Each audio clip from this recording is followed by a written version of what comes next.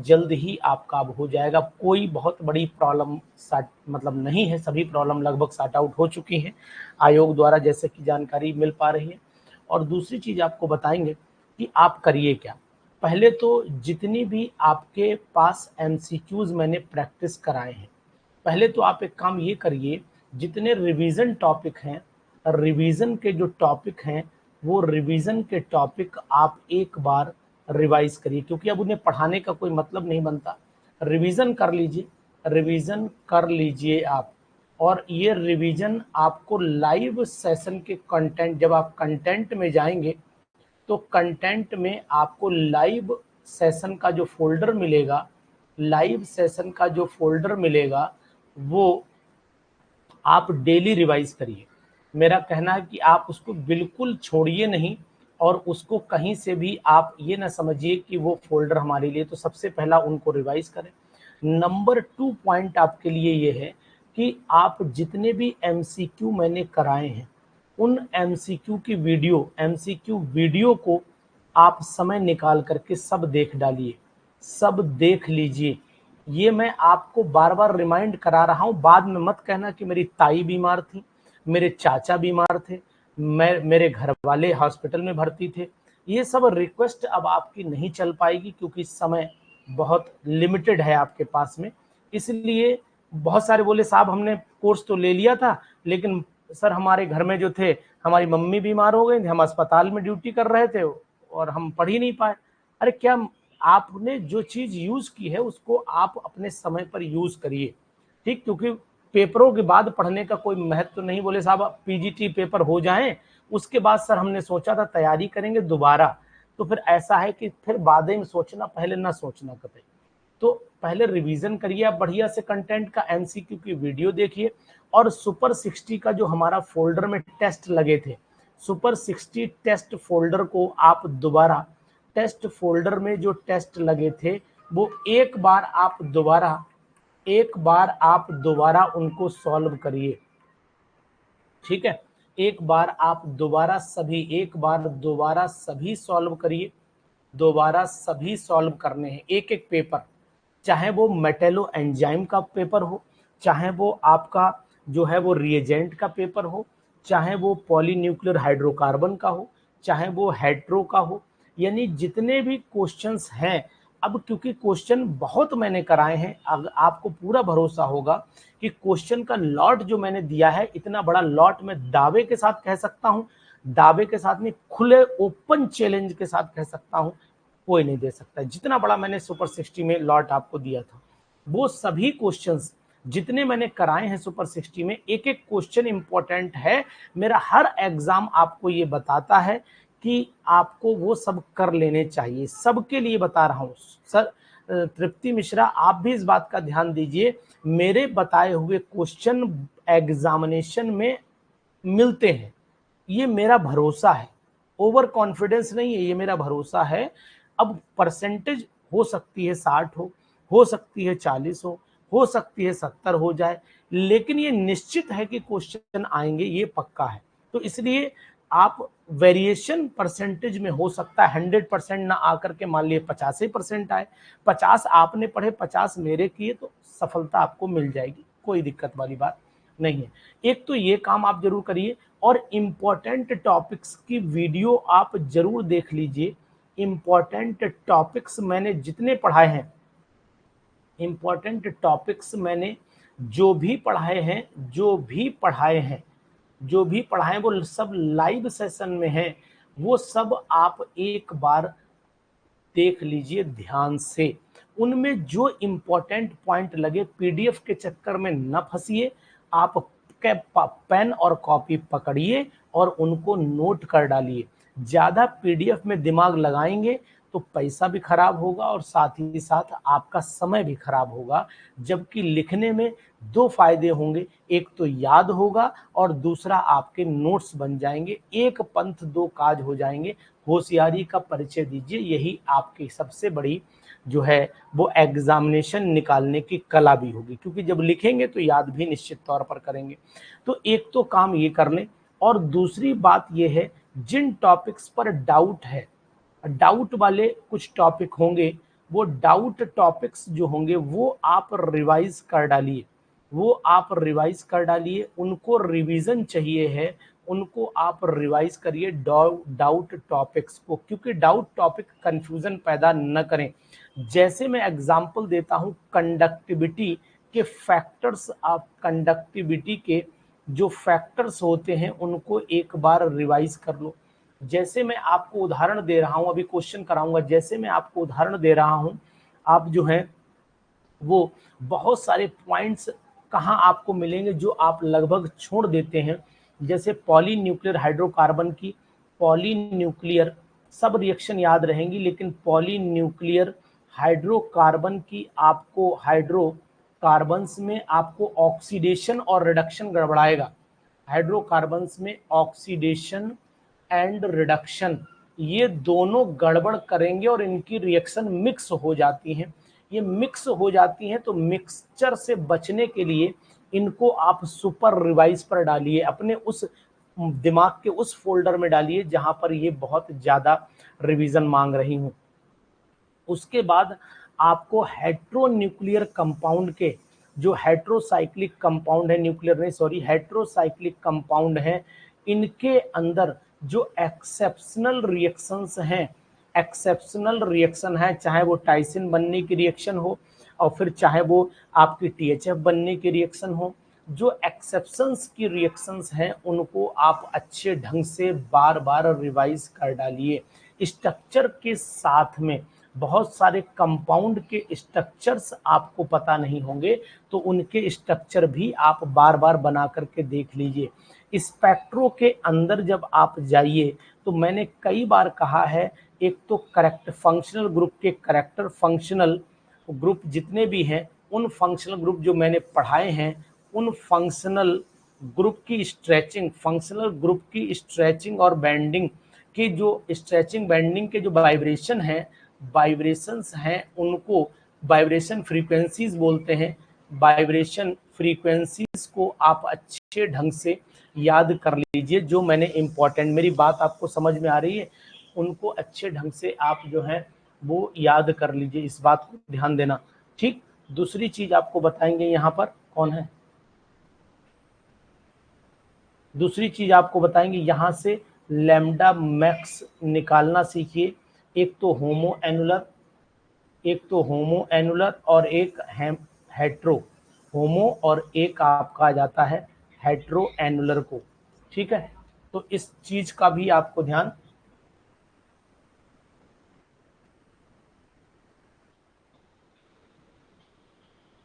देगा, तो इस चीज का आप ध्यान दीजिएगा। और साथ ही साथ जो NMR सिग्नल हैं इनको निकालने की थोड़ी कोशिश, इंपॉर्टेंट डाइस को पढ़ लीजिएगा, इंपॉर्टेंट डाइस को जरूर, डाइस और उनके स्ट्रक्चर्स को रिवाइज कर डालिए, स्ट्रक्चर्स को रिवाइज कर डालिए। ठीक है, इतना काम आपको करना है जो जरूरी है, बहुत जरूरी है ये काम आप करिए, क्योंकि यही 25, देखिए मैं आपको यहाँ बताऊंगा, बहुत जरूरी बात है, शायद आप मेरी बात पर ध्यान नहीं दे रहे हैं, गौर नहीं फरमा रहे हैं। 60% पेपर, 60% पेपर ऑल इंडिया करता है, 60% पेपर ऑल इंडिया करता है, और आपने भी 60% किया, कोई मतलब नहीं है, नो सिलेक्शन एट ऑल। क्योंकि जो काम सब कर रहे हैं वही काम आप कर रहे हैं, पढ़ने के बाद भी 60% की ही मेहनत कर रहे हैं, तो सिलेक्शन के ख्वाब अपने दिमाग से आप निकाल दीजिए। तो ये 60% तो हर आदमी करेगा, ये वो भी करेगा जिसने केवल इंटर कॉलेज में पढ़ाया है, ये वो भी करेगा जिसने केवल कोचिंग पढ़ाई है, ये वो भी करेगा जो MSc फ्रेशर होगा, ये सब करेंगे। लेकिन जो सिलेक्शन वाले स्टूडेंट होंगे वो इस 60% के बाद जो 40% बचा है इस पर काम करेंगे, और यही 40% में जो 30 प्लस करके ले जाएगा वो सिलेक्शन के दायरे में आएगा। अब इसमें पता लगा आप 10% कर पाए तो अपने आप को क्या 60-10-70 हुआ, आपने 10 और खींच लिया 80 हो गया, आपने 10 और खींच लिया आपका हो गया कितना 90%। अब कोई माई का लाल आपका सिलेक्शन नहीं रोक सकता है, क्योंकि ये टॉपिक जो मैंने आपको बताए हैं यहाँ से यहाँ तक, ये यही 20% के कवरेज को लेकर के चलते हैं। ये मान लीजिए, अब अगर मान लो आपके 100 में से 90 आ रहे हैं, तो 125 में से आपके कितने आ जाएंगे, आप आसानी से मुझे बता सकते हैं। 100 में से 90 आए हैं, बताइएगा। 100 में से 90 आए तो 125 में से कितने आएंगे, गुणा करके आप हमें बताएंगे कितने क्वेश्चन का कवरेज आप करके ले जाएंगे। ये आप आसानी से पहचान सकते हैं, यानी कि 100 की गिनती आपकी पार हो गई। और जब 100 प्लस में गिनती पार हो गई तो सिलेक्शन आपका निश्चित हो जाएगा, कोई रोक नहीं पाएगा। यानी कि अब आप 100 प्लस में चले गए, और 100 प्लस का मतलब है सिलेक्शन फाइनल। जो परसेंटेज मैंने बताई है, इस सिलेक्शन पर कोई रोक नहीं है। स्कूल ने बताया कि 110 से लेकर के 112, 1000% सिलेक्शन होगा। 100 नहीं, 1000% सिलेक्शन होगा। बिल्कुल जो तरीका आपको बता रहा हूं इसको अपनाइए। 60% पर न ध्यान देके, क्योंकि 60 तो आप पेपर उठाओ, 60% अभी कर जाओगे दीपक 60% पेपर अभी कर जाओगे। मैं वादा करता हूं आपसे, निश्चित तौर पर वादा करता हूं, आप कर जाएंगे, निश्चित कर जाएंगे। क्योंकि ये वो 60% होता है जो पेपर 3 लेवल से बनाया जाता है। समझो मेरी बात को, पेपर को 3 लेवल से बनाया जाता है। वो लेवल कौन सा होता है वो मैं आपको यहाँ बता रहा हूँ, ध्यान दीजिएगा। पेपर के जो लेवल होते हैं शिवानी, बाकी भाई लोग जितने भी भाई बहन हमें देख रहे हैं, समझ रहे हैं, सुन रहे हैं, वो सुनिएगा। ये ना समझिएगा ये सब बातें आपको आता तो आपको बहुत कुछ है, मैं जानता हूँ। देखिए पेपर का लेवल, अगर मैं ये पीजीटी का पेपर मान लेता हूँ और इस पीजीटी के पेपर के लेवल की मैं बात करता हूँ, तो इस पीजीटी के पेपर का जो लेवल होता है वो 4 लेवल में डिवाइड किया जाता है। लेवल नंबर 1, लेवल नंबर जो सेटर होता है पीजीटी का बनाने वाला, वो 4 लेवल में डिवाइड करता है। Level number 1, level number 2, level number 3। In level को कैसे वो डिफाइन करता है, देखो अभी मैं बताता हूँ। क्योंकि बहुत सारे जो प्रोफेसर हैं उनसे मैं बात करता हूँ, पढ़ाने से पहले बहुत लोगों से मिलता हूँ, बहुत लोगों से बात करता हूँ। ऐसे ही नहीं मेरे क्वेश्चन एग्जामिनेशन में आते हैं, आप ये बात ध्यान दीजिए अच्छे तरीके से। ऐसे ही नहीं किसी भी मैं बोल रहा हूँ 40-50%, तो अनुभव लेता हूँ ना, सीखने की क्षमता रखता हूँ, बहस नहीं करता हूँ। सीखने की क्षमता होनी चाहिए आपके अंदर। तो इसका मतलब ये 4 लेवल कौन से हैं। लेवल नंबर 1 जो 125 में का, अगर 125 में 125 एमसीक्यूज को आप 4 लेवल में डिवाइड कर दो, तो एक लेवल में कितने क्वेश्चन बैठेंगे या स्कूल बताओ। लगभग लगभग मान के चलो कि 33 क्वेश्चन के आसपास चले जाएंगे। 33 नियरली की बात कर रहा हूं। तो आप 4 3 12 और 4 3 12 और 1 13, लगभग 30 की गिनती आप माने, 30 31 की गिनती आप मान के चलिए, है ना। 30 31 की गिनती मानिए आप, लगभग और लगभग मानिए, है ना। 31 दशमलव, तो आप 31 या 32 की गिनती आप ले लीजिए, ऐसे ऐसे कर लीजिए, और यहाँ 30 मान लीजिए। ये लेवल आपके सामने चलेगा। नियरली मैं बोल रहा हूँ, आप लमसम का आइडिया लेकर के चलें, बहुत परेशान नहीं होइएगा।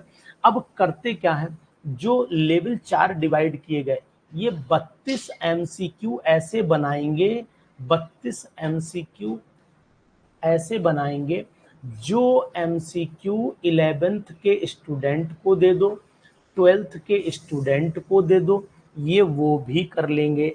एम आई राइट, बताओ।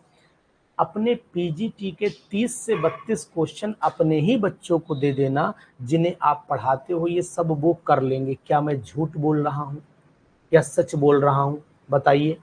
सच बोल रहा हूँ, झूठ बोल रहा हूँ? कर लेंगे ना, कर लेंगे, 100% कर लेंगे।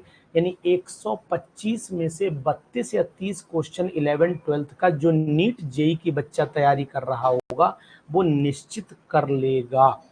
तो अब आपकी और उनमें कोई अंतर नहीं, मतलब इन 32 क्वेश्चन से आपका सिलेक्शन नहीं होगा, 100% नहीं होगा। अब रिमेनिंग 32 क्वेश्चन पर चले आते हैं। रिमेनिंग 32 क्वेश्चन जिसने बढ़िया से ग्रेजुएशन किया होगा वो और भाई ग्रेजुएशन करने का मतलब है जिसने जो ग्रेजुएशन और पीजी कर रहा होगा लड़का, वो ये दो मिलाकर के 64 क्वेश्चन करके ले जाएगा। जो बिल्कुल फ्रेशर है, जो बिल्कुल फ्रेशर है, जो एमएससी ताजा कराया है, उसने एक बार रिवीजन मार दिया कस के, तो वो लगभग 60 से लेकर के 64 क्वेश्चन खींच ले जाता है। बताओ क्या मैं सही बोल रहा हूं या झूठ? वो सच बोलना बिल्कुल ईमानदारी के साथ में। अगर आप ही नए स्टूडेंट हो और आपके सामने ये लेवल रख दिया जाए, तो बिल्कुल मानिए कि आप टीजीटी वाले, पीजीटी वाले, वो सब ले जाएंगे, खींच ले जाएंगे इसको, पेपर को। अरे 60 नहीं तो कहीं 55 हो जाएगा, कभी 61 हो जाएगा, कभी 63 हो जाएगा, ये सब बातें हो जाएंगी, कोई दिक्कत नहीं आएगी उनमें। तो क्या सिलेक्शन यहाँ पर संभव है? नहीं है, क्योंकि अभी तो आप अपने इस लेवल को, यानी कि जैसे मान लीजिए ये दुनिया तैर रही है, ये दुनिया तैर रही है, आप अभी इस दुनिया के बराबर आए हैं। इस दुनिया से उठना पड़ेगा आपको, यहाँ पे आना पड़ेगा, तो सिलेक्शन होगा आपको। अब अभी आप कुछ बोलिएगा नहीं, मैं आपको पूरा दायरा समझा दूंगा कि आप आखिरकार, ठीक। तो इसका मतलब आपसे मैं बात कर रहा हूं, दिलीप पांडे जी, मेरी बात को समझने की कोशिश करिएगा कि अगर 64 65 है तो सिलेक्शन के दायरे में नहीं है, फाइटिंग में है, फाइटिंग में है। यानी कि अगर मैंने आपसे कहा कि मेरे सामने ये ग्राफिकल रिप्रेजेंटेशन है, मैं थोड़ी सी बात आपसे करता हूं, थोड़ा सा आप मुझे समय आज देंगे तो मैं आपको बहुत कुछ बताने की कोशिश करूंगा। यहाँ पर ये मैं एक छोटा सा ग्राफिकल रिप्रेजेंटेशन आपको यहाँ पर दिखाने की कोशिश करूंगा। देखो, अगर मान लो आपने क्या करना, आपने चढ़ाई चढ़नी, ये लेवल नंबर 1 है, ये आपका फर्स्ट लेवल है, ये लेवल नंबर आपका सेकंड है, ये लेवल नंबर आपका थर्ड है, और ये लेवल नंबर आपका फोर्थ है। बच्चा ध्यान देना, इस लेवल तक आपको चढ़ना, इस लेवल तक तो हर कोई चढ़ता है, मैक्सिमम स्टूडेंट जो 11th 12th पढ़ा रहा है वो करेगा। अब ये टाइम मैं ले रहा हूँ, ये टाइम फैक्टर है, मतलब कहने का तात्पर्य कौन कितना समय लेगा।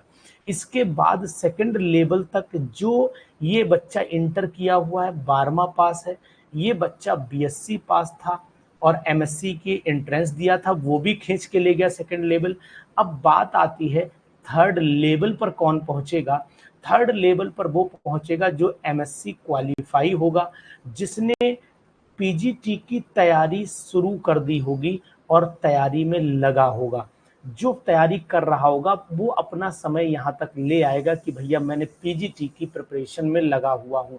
अब आप मानिए, तो ये वाला जो स्टूडेंट है ये समय के साथ अपने आप को एमएससी लेवल पर लेके चला गया। तो अब रिमेनिंग जो 60 क्वेश्चन कर रहा था, 60 से 64 कर रहा था, अब जो तैयारी करने वाला कैंडिडेट होगा वो इसमें और जोड़ेगा। यानी कि अगर मैं 60 मान लीजिए थोड़ी देर के लिए, 60 में केवल 30 क्वेश्चन जोड़ता हूं, मैं दो नहीं जोड़ रहा हूं, 30 केवल जोड़ता हूं, दो एक गलती भी मान करके चल रहा हूं, तो 90 क्वेश्चन पे आ गए। मतलब तैयारी जब की आपने, जब प्रिपरेशन की आपने, चाहे सेल्फ की या कोचिंग के थ्रू की या किसी आपने अच्छे इंस्ट्रक्टर के थ्रू की, तो आप लेवल थर्ड पर गए। ये क्वेश्चन 32 33 सब करेंगे, ये क्वेश्चन 60 से 64 वाले हो जाएंगे, ये 90 से 92 वाले हो जाएंगे। मीन्स अब आप सुरक्षित होना शुरू हो गए हैं, यानी अब आप बॉर्डर पर खड़े हुए हैं। अब इस बॉर्डर को पार करना है, जीत तभी हासिल होगी। यानी इस वाले को टच भले न कर पाओ, लेकिन ये निश्चित है कि जो मैं येलो लाइन खींच रहा हूं, बस यही सिलेक्शन की लाइन है, यही सिलेक्शन कराएगी आपकी। यानी इस गिनती तक आप सुरक्षित हैं, सेलेक्टेड नहीं है। आप 90 तक सुरक्षित हैं, यानी सेलेक्टेड नहीं है। ये बात आप मान लो। इंटरव्यू की कॉल की संभावना तो है, लेकिन सिलेक्शन की कोई संभावना नहीं। तो 90 तक हो सकता है इंटरव्यू कॉल आ जाए, लेकिन ये पेपर टफ होगा तब। यानी इंटरव्यू की संभावना है, पॉसिबल है, अभी वो भी नहीं कंफर्म, वो भी नहीं है कंफर्म, वो भी नहीं है। तो अब आपने क्या काम किया, यहीं पर गिनती चढ़ानी शुरू कर दी। लेवल नंबर जो आपका बचा है लास्ट, इस लेवल पर थोड़ा सा जोर लगाना है और इसी लेवल से हम गंगा नहा जाएंगे निश्चित तौर से। तो अब करना क्या है, इंटरव्यू की पॉसिबिलिटी। दिलीप पांडे सुनना, आप लोगों ने एग्जाम दिए हैं, समझ जाएंगे। जैसे ही आपने 90 तक पहुंचते पहुंचते level number 1, level number 2, level number 3 पार कर दिया। अब जैसे ही 4th लेवल पर आप एंट्री मारेंगे तो ये गिनती 95 भी हो सकती है, ये गिनती 96 हो सकती है, ये गिनती 100 भी हो सकती है।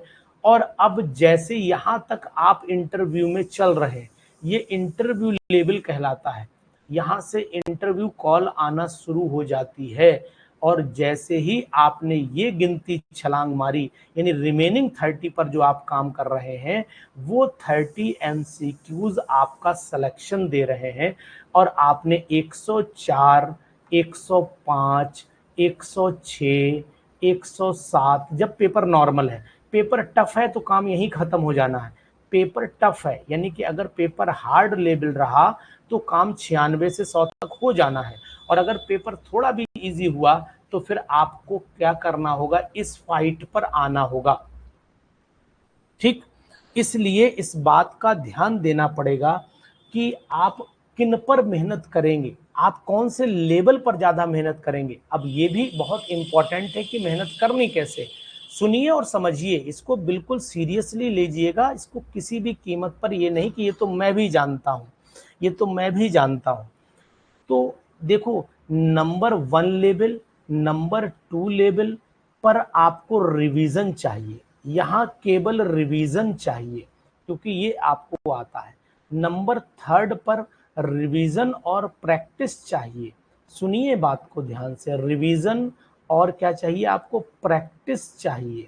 ठीक है, और 3 पर आपको रिमेम्बरिंग और हार्ड वर्क चाहिए। हार्ड वर्क और इसके क्वेश्चंस जो आपको रिमेम्बर रहे, है ना, रिमेम्बर रहे, वो आप रिमेम्बरिंग कंडीशन चाहिए। तो यहां तक तो सब पहुंचते हैं, यहां तक कुछ पहुंचते हैं और यहां तक कुछ ही पहुंचते हैं, यही सबसे बड़ी बात है। अब आपको जो 4th लेवल है वो मैंने बताया है कि 4th लेवल के लिए सबसे ज्यादा जो मैंने क्वेश्चंस कराए हैं वो इन चैप्टर्स के हैं, चाहे वो पॉली न्यूक्लियर हो, ये मैंने बहुत बार कराए हैं, बहुत बार कराए हैं। लाइव सेशन में जाके फुल प्रिपरेटरी प्रोग्राम में देखना, बहुत कराए हैं क्वेश्चन, मतलब उद्देश्य भी बहुत कराए हैं।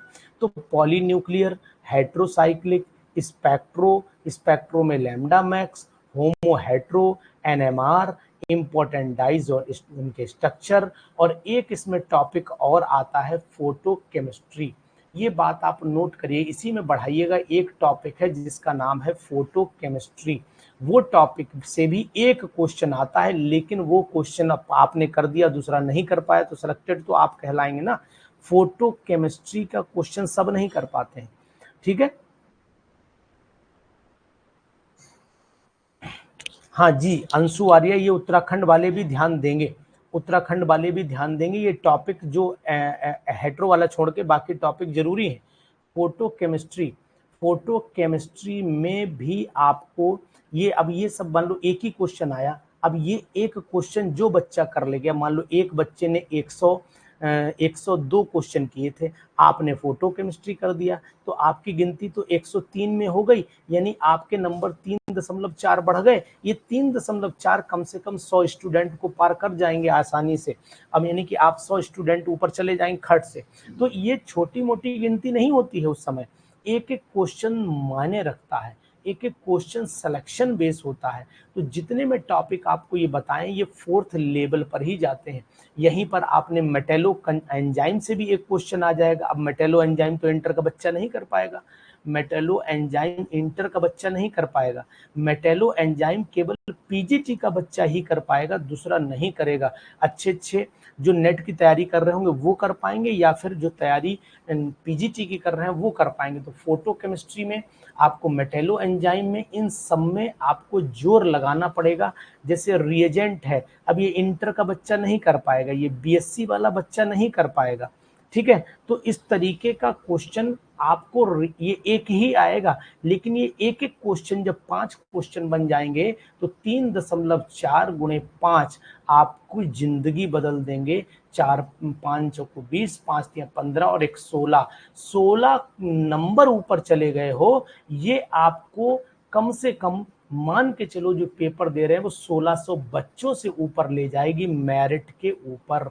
ये 4 क्वेश्चन मात्र जो मैं बता रहा हूं आपको, तो ये बहुत जरूरी बातें हैं और यही बात पूरी पीजीटी की तैयारी करने वाले साथियों को समझ में नहीं आती है। उन्हें लगता है सब ये खेल है। जो लोग इन चीजों का बेनिफिट नहीं उठा पाते हैं वो सेलेक्टेड कैंडिडेट की गिनती में नहीं आते हैं। आप इंटरव्यू को फाड़ने के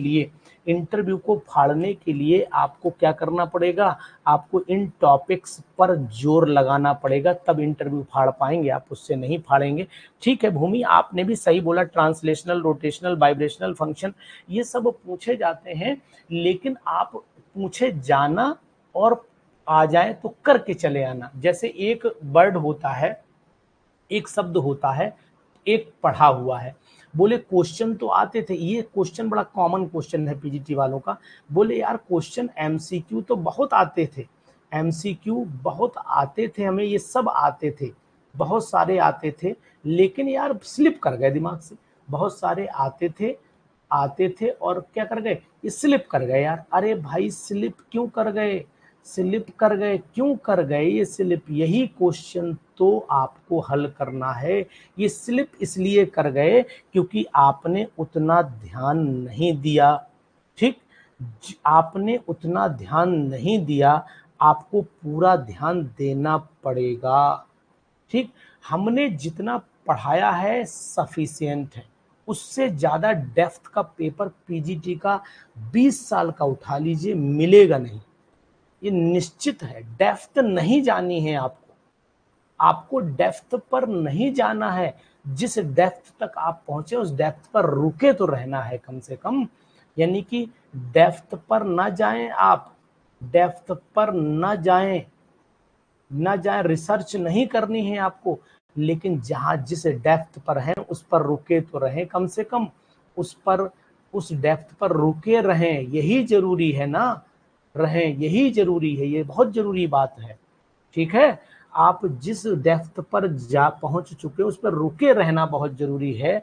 अब उस पर रुक पा नहीं रहे, मैं क्वेश्चन कराता हूं और आपको, आप अच्छा बताइए, हर रोज आप 5-4 क्वेश्चन गलत कर जाते हैं और आपको आ रहे होते हैं वो क्वेश्चन, मतलब वो क्वेश्चन गलत होते हैं जो आपको आ रहे हैं, वो गलत हैं, वो गलत हो रहे हैं जो आपने पढ़े हैं, जो आपने आपने पढ़े हैं। ये ऐसा क्यों है, ये ऐसा इसलिए है कि आप जो हम 1 घंटा रिवीजन यहाँ पर डे करा रहे हैं, 1 आवर जो हम रिवीजन करा रहे हैं यहाँ, जो रिवीजन बस केवल उसी समय आपने केमिस्ट्री को खोला, बाकी समय आपने कोचिंग में लगाया, रिमेनिंग टाइम आपने कोचिंग को दिया, रिमेनिंग टाइम आपने स्कूल में दिया, 6 7 8 घंटे स्कूल में दिया, फिर आपने जो है एक घर पे आए, बहुत सारे काम हैं जो मतलब जनरल वर्क होते हैं, जनरल वर्क में दे दिया, रात में हमारे साथ 1 घंटा पढ़े और बाद में लेटते समय लेट के हाथ अपना लगाया सिर पे और 10 15 20 क्वेश्चन देखे और फिर धीरे से सरक गए, खटिया पे सीधे हो गए, बेड पे चले गए, खत्म। सुबह उठे फिर अपना वही रिदम, सुबह उठे तैयार हुए, भागा दौड़ी, टिफिन को ये स्कूल घंटा पीरियड उसी में चुसे रहे, ऊपर से मैनेजर ने कुछ कह दिया, ऊपर से बीबी ने कुछ कह दिया, ऊपर से हस्बैंड ने कुछ कह दिया, दीवाने हो गए, अड़ा यार नहीं पढ़ूंगा, बहुत मेहनत करता हूँ, बहुत मेहनत करती हूँ, ऐसा हो गया, आधा समय उसमें चला गया। तो ये जीवन का प्रैक्टिकल बता रहा हूँ आपको, जो आपके साथ रोज घटनाएं होती हैं। कभी बच्चे से इरिटेशन हो गया, कभी बच्चे ने ऐसा क्वेश्चन पूछ लिया कि उसी में मथे हुए हैं, कभी घर से कोई समस्या हो गई, कभी कोई चीज कम पड़ गई, ये सब फैक्टर आपको, इन्हें बोलते हैं factors affecting the selection of the PGT. ये फैक्टर्स हैं, जानिए आप इन चीजों को, ये फैक्टर्स हैं, factors affecting, factors affecting PGT selection, PGT selection. अब इन फैक्टर्स को तो आप हटा नहीं सकते, ये तो जनरल लाइफ के फैक्टर हैं, इनको आप डिक्रीज करिए, इन फैक्टर्स को आप डिक्रीज करिए। कोचिंग भी पढ़ाइए, इरिटेशन मत लीजिए, बीवी की बातें सुन लीजिए, चुपचाप बैठे रहिए, हस्बैंड की बातें सुन लीजिए, दम दबा के बैठ जाओ, है ना। तो ये मान के चलो कि आपको डेली डेली, जैसे एक डॉक्टर ने दवाई बताई है कि आपको डॉक्टर्स की सलाह, आप मानो मुझे थोड़ी देर के लिए आप डॉक्टर मान लो, तो एक डोज सुबह, एक डोज दोपहर, एक डोज शाम को लेनी है। तो भैया मैं डॉक्टर नहीं, मैं कहता हूँ डेली शाम को ही एक 3 डोज ले लो, 3 डोज शाम को ले लो, मतलब 30 मिनट आप रिवीजन कर लो, 30 मिनट रिवीजन कर लो, 30 मिनट आप जो हैं वो कुछ इम्पोर्टेंट टॉपिक्स देख लो, इम्पोर्टेंट टॉपिक्स देख लो, और 30 मिनट आप कम से कम एमसीक्यू लगा लो। अब जब ये ओवर हो जाए तो फिर 30 मिनट रिवीजन करो, मात्र 30 मिनट रिवीजन करो, फिर 60 मिनट एमसीक्यू लगाओ डेली। मेरे साथ के अलावा ये काम तब बता रहा हूं जब मुझे, मेरे तो छोड़ ही दो, मैं तो 30 से 35 क्वेश्चन, 35 कभी 40 कभी 50, ये मेरी रेंज तो चली रही है, मैं तो करा ही रहा हूं, मुझे छोड़ दो, मेरा तो काम ही है रोज कराना। लेकिन इनके अलावा आप अपना 1 डेढ़ घंटा दीजिए भाई साहब, आप कुछ मत दीजिए। नाइट में कम से कम आप 1 घंटा 30 मिनट सेपरेट दीजिए, मेरे अलावा आपका सिलेक्शन मैं करा दूंगा। आपने जितने भी बिहार के एग्जाम्पल हो, दिलीप पांडे सेलेक्टेड, इसमें कैंडिडेट बैठे हुए हैं, वो मुझे बताएंगे, ठीक है। इसमें 4-5 साथी हमारे ऑलरेडी सेलेक्टेड हैं, वो मुझे बताएंगे। देखिए, अगर आपने पेपर बीपीएससी का दिया होगा, पेपर बीपीएससी का दिया होगा, लास्ट ईयर यूपी पीजीटी का पेपर जो 21 में हुआ था वो दिया होगा, आपने DSSB का पेपर दिया है, आप अभी, मेरे एक बहन उत्तराखंड में भी सेलेक्ट हुई है तो यूके का पेपर दिया होगा, आपने झारखंड में मेरे सिलेक्शन है, JSSC में मेरे सिलेक्शन है, नवोदय विद्यालय में भी मेरे 2 सिलेक्शन है, ठीक है, GIC लेक्चरर में भी मेरे सिलेक्शन है।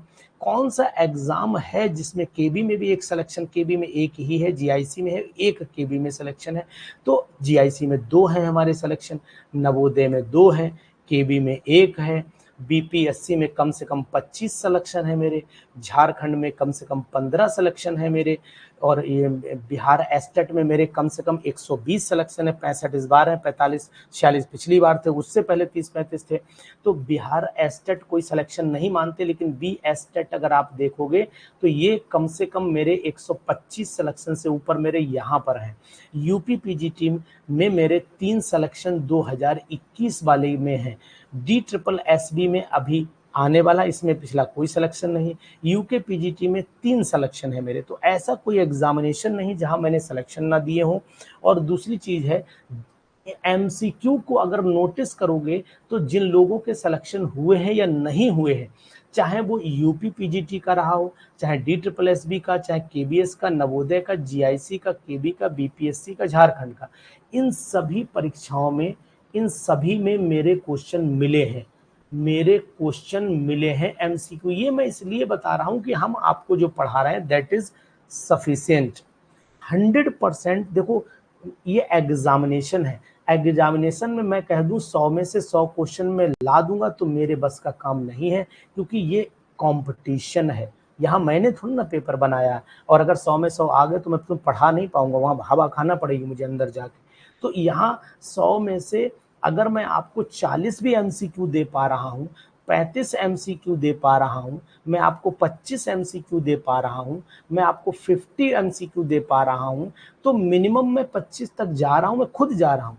तो ये बहुत छोटा काम नहीं है कि एक कंपटीशन में आपके पढ़ाए हुए डिट्टो 25-30 एमसीक्यू आ जाए। वो भी यूपी पीजीटी 2021 के पेपर में भी मेरे क्वेश्चन थे, जिन्होंने पेपर दिया होगा वो जान रहे होंगे मेरी इन बातों के, ठीक है। यस, असिस्टेंट प्रोफेसर में भी, दीपक बिल्कुल सही कह रहे हो, असिस्टेंट प्रोफेसर में भी सिलेक्शन है मेरा, बिहार में मेरा सिलेक्शन है, बिहार में मेरा सिलेक्शन है, मुझे अच्छे से आपने याद दिला दिया। बिहार में हरिंदर जी का सिलेक्शन है, हरिंदर जी सबसे पहले जुड़े हुए थे, 2021 में मुझसे जुड़े थे हरिंदर कुमार जी, आज वो असिस्टेंट प्रोफेसर बिहार में हैं। बिहार में है, समझ रहे मेरी बात नहीं। और यहाँ पर यूपी पीजीटी में अभी एक भाई बहन ने पिछला इंटरव्यू भी दिया है, तो उम्मीद है कि उनका कुछ नंबर से बचा था, उनका भी हो जाता, लेकिन नहीं हो पाया। लेकिन हाँ, मतलब हमने हर क्षेत्र में कोशिश की है कि आपको वो दें जिससे आपका भला हो। यहाँ मैं ये नहीं कह रहा हूँ कि मैं बहुत धुरंधर हूँ, मुझे कुछ आता है, मुझे कुछ नहीं आता। I don't know about the ABCD of the chemistry, but I know कि how the question will come in the examination. Question कैसे आएंगे ये मुझे आइडिया है। तो सभी साथी, आज मैंने आपका समय इसलिए लिया है क्योंकि ये समय लेना आज मेरा जरूरी था, आज मेरा जरूरी था। आज से प्रण कर लीजिए कि मेरे 1 घंटे के क्लास के अलावा आप लोग कम से कम 2 घंटे 1.5 घंटे पर डे अपनी प्रैक्टिस और रिवीजन करेंगे, पढ़ेंगे नहीं। आप केवल 2 ही काम करिए, एक तो रिवीजन करिए, रिवीजन करिए, और एक आप MCQ प्रैक्टिस करिए। रिवीजन कम टाइम में करिए, मात्र 30 मिनट में करिए, 40 मिनट में करिए, 45 मिनट में करिए, लेकिन MCQ कम से कम 60 मिनट से कम तो ना ही करिए, ये जरूरी है आपके लिए। तो ये बताइए कि मेरे विचारों से आप जो मैंने बोला है, अब किसी को अच्छा लगा होगा, बहुत सारे लोगों को बुरा भी लग सकता है, लेकिन ये दर्द भरी कहानी जो मैंने आपको बताई है, ठीक है, जो दर्द भरी मैंने आपको कहानी बताई है वो एकदम परफेक्ट है। और इसके अलावा आप कतई मत पढ़िए, सिलेक्शन हो जाएगा। दिलीप पांडे जी बताइए, आप तो सेलेक्टेड हैं दिलीप पांडे जी, एक बार बैच में बोल दो you are the selected one in Bihar PGT, जिससे जो नए साथी जुड़े उन्हें भी तो पता लग जाए कि यहाँ कोई सेलेक्टेड बंदा भी पढ़ रहा है। यहाँ पर और भी साथी हैं जो, ठीक है, कम से कम आपको ये बात तो जानकारी रहे कि हम कहाँ पढ़ रहे हैं। समझ में आई बात नहीं? तो मैं कहूँगा आपसे कि आप एक रिदम बना करके तैयारी करिए, एक रिदम बना करके तैयारी करिए। मेरी बात बिल्कुल मत मानिए, लेकिन अगर ये अच्छा लगा हो तो अपनी लाइफ में उतारने की कोशिश जरूर करिए, ठीक है ना। तो मैं क्वेश्चन तो हालांकि रेडॉक्स के आज कराने के मूड में था, रेडॉक्स के क्वेश्चन मैंने सेट किए थे, दिखा देता हूं आपको, लेकिन मेरा मूड बन गया कि मैं पहले आज आपके अंदर एक्टिवेशन एनर्जी डाल दूं। मुझे लगा कि मुझे आपको एक्टिवेशन एनर्जी देना चाहिए आज, और ये एक्टिवेशन एनर्जी आपके लिए उतनी ही जरूरी है जितनी जब रिएक्शन स्लो हो जाती है और कैटालिस्ट काम करना जो है, जो पुराना कैटालिस्ट था वो स्लो पड़ जाए, तो फिर कैटालिटिक एक्टिविटी बढ़ानी थी मुझे, और वो मैंने अपने काम के लिए पूरी शिद्दत के साथ में निभाया है। तो आप बिल्कुल बेफिक्री के साथ अब मेरे क्लासेस पर आप जरूर ध्यान दीजिए, लेकिन उससे ज़्यादा पुरानी चीज़ों को रिवाइज करिएगा, रिवाइज करिएगा। तो हमने जो कैटलिस्ट का काम किया है, अब इसको प्रमोटर का काम आप करोगे। आप मुझे एक बार प्रमोट करोगे तो फिर मेरे कैटालिटिक एक्टिविटी ऑटोमेटिकली इंक्रीज हो जाएगी, जो एक्टिवेशन एनर्जी को घटाएगी और रेट ऑफ रिएक्शन को बढ़ा देगी, ठीक है। तो इसलिए आप लगातार डेली थोड़ा करिए, लेकिन डेली करिए, ये डेली वर्ड बहुत जरूरी है जी। एग्जामिनेशन का चांस दिलीप सितंबर लगभग मान के चलिए लास्ट एंड तक है।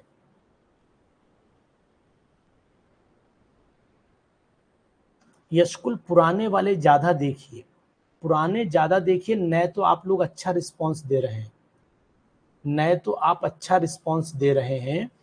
आप जो है पुराने एमसीक्यूज देखिए, इस समझ गए ना। तो इसलिए आप भरोसे के साथ जुड़िए, एग्जामिनेशन सितंबर एंड तक जाने की पूरी संभावना है। अगस्त लास्ट तक टीजीटी जाएगा, ठीक है, अगस्त लास्ट तक टीजीटी जाएगा। हो सकता है टीजीटी सितंबर का फर्स्ट वीक ले ले और अक्टूबर चला जाए पीजीटी, लेकिन उम्मीद है कि पीजीटी का डेट आपको विद इन 1 मंथ मिल जाएगा, यानी कि आपको 28 अगस्त तक पीजीटी के बारे में पूरी जानकारी मिल जाएगी। तो घबराइए नहीं, जुड़े रहिए, पुरानी वीडियोस को ज़्यादा देखिए, नए हमारे साथ करिए, सिलेक्शन ईश्वर आपका ज़रूर कराएगा, ये मेरा आपसे वादा है, क्योंकि मैंने ईश्वर से जो माँगा है वो मुझे मिला है। और मैं इस बार आपका सिलेक्शन माँगता हूँ और उम्मीद करता हूँ कि ईश्वर जिनको ज़रूरत होगी उनको सिलेक्शन ज़रूर देगा, 100% देगा, ये मेरा वादा है। और मुझे अपने उस गॉड पे पूरा भरोसा है, जिस गॉड की मैं पर डे यही प्रेयर करता हूँ कि मेरा कुछ हो ना हो लेकिन मेरे स्टूडेंट का सिलेक्शन ज़रूर हो जाए। ये मेरी हर प्रार्थना में एक विनती रहती है।